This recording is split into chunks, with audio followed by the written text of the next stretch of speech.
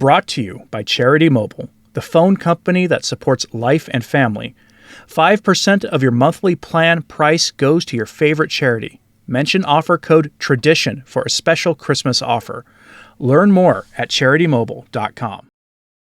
In this time of scandals that we live in, it is not that surprising that you get bishops who will avoid the talk of God as much as they can and instead focus on itself, the problems in the church, and using them to change the church into something it has never been and never will be, to change the church to fit their secular vision.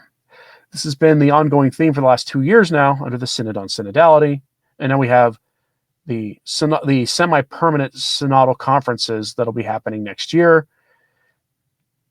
As I covered here a couple of weeks ago, there was the Vatican just announced a guiding group for these synods, the synodal conferences, including the people who ran the synod. They made a big deal about women being involved for some reason, as if that was new. But it's all meant to strip the faith away. And it causes scandal. And there's a price to be paid for scandal, and one of the prices to be paid for scandal is when the secular media picks up on this. See a story like this one. Headline from the Gateway Pundit. This article is written by Jim Hoft, who is a Catholic.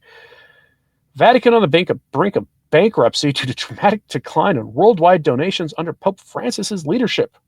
Report. This is not exactly groundbreaking news. It's the logical consequences of everything these people have done. Since the McCarrick story broke, but really going back before then, the trend was there already beforehand.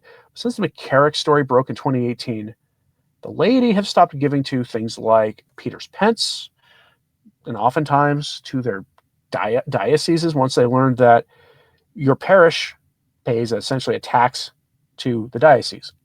You give a percentage of everything they collect in the collection basket, except for certain special collections and for building projects and that kind of thing. But there's a certain percentage of what they collect on Sunday and daily. If there's another mass during the week, they collect a certain percentage of that goes to the diocese, and then the diocese pays a similar fee to the Vatican. So a lot of people stopped giving.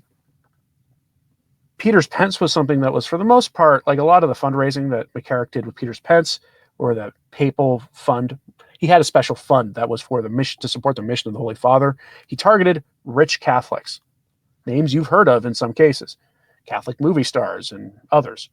He got money from them to support the work of the Holy Father, and he'd been doing this for decades. So, it wasn't just Francis. He did this under Benedict and John Paul II.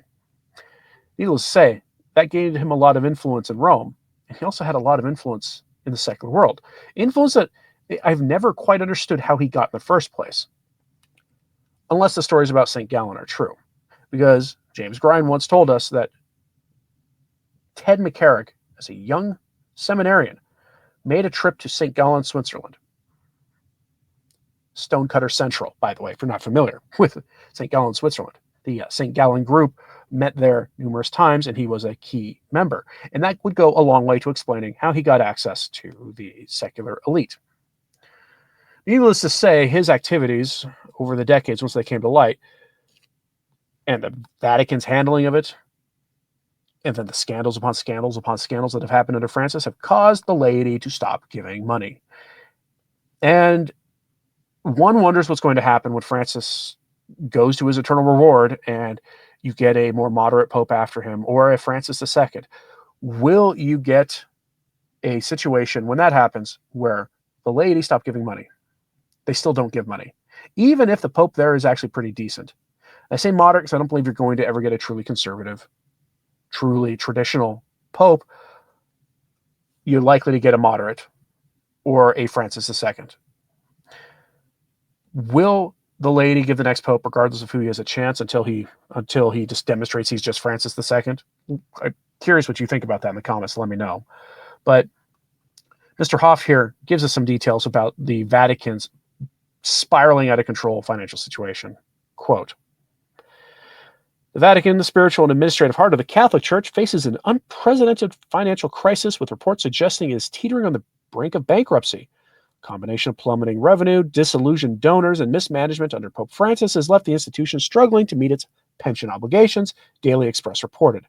In 2023, the Vatican reported an operating deficit of $87 million, an increase of $5.3 million from the previous year. The shortfall stems largely from a dramatic decline in worldwide donations from the Catholic faithful and the broader public. That's you. That's your donations, or lack thereof, causing that. Donations, historically a cornerstone of the Vatican's revenue, have dwindled as many Catholics express discontent with Pope Francis's progressive reforms. The pontiff's controversial stance on issues like the thermometer problem, the biggest issue in the 2024 contest, probably the second or third biggest issue in the 2024 contest, and the redefinition of family values has alienated many devout Catholics. Donations from churches and individual believers have dwindled as traditionalists express frustration with the Vatican's drift towards secular progressivism. To point out here, by the way, very, very artfully done. I don't know if Mr. Hoft is the one who chose the pictures to go with this article. You'll see Pope Francis, and then there's with that president, and then with Lady Moloch. Nicely done. Gateway pundit. Further compounding the crisis, tourism, a critical income stream, has not rebounded to pre-2020 levels. Visitors' numbers to the Vatican museums and St. Peter's Basilica remain low.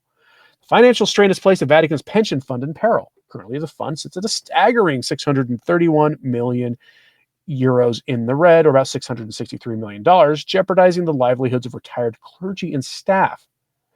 Francis himself admitted the gravity of the situation, stating, quote, "The current system is unable to guarantee in the medium term compliance with pension obligations for future generations. We face serious and complex problems that risk worsening if not addressing in time." End quote. Are you surprised? Are you surprised by this at all? That they are lacking the funds to keep things going? That this era of modernism, maybe it'll come to an end with Francis, and that we will begin the march back to more orthodoxy, little o orthodoxy, after Francis. And that part of what's going to cause this is the financial strain. Make no mistake about this. The cardinals who will choose the next pope are aware of this problem, and they cannot be blind to the source of it. So they have to at least create the illusion that the next pope is something that the laity will accept and will start giving money again. Money is the root of much of this for them. So do not be surprised that this story isn't going to go away. This is not the first time in 2024 or 2023 that I covered that story. And this is not the last time I will cover it either. I guarantee you in 2025, financial problems in the Vatican are going to be front and center as the laity keep not giving. Christmas collections are the biggest ones. We'll get those numbers pretty soon about what they look like at your parish level and then eventually in the media. I'll but guarantee you Christmas collections will be down. Christmas collections, by the way, are one of the few collections that do not get typically taxed by the diocese, with an asterisk next to that. There's a quota that every parish is expected to meet in their diocese. And if they don't make that quota, then they are forced by the bishop to give again, to ask again in a special collection. So you can't really escape not giving to the diocese unless, of course, you don't mind placing that burden on another Catholic in your parish, and that's up to you to decide. All right, folks, thanks very much for tuning in today. And as always, pray for the church. I'm Anthony Stine. Ave Maria.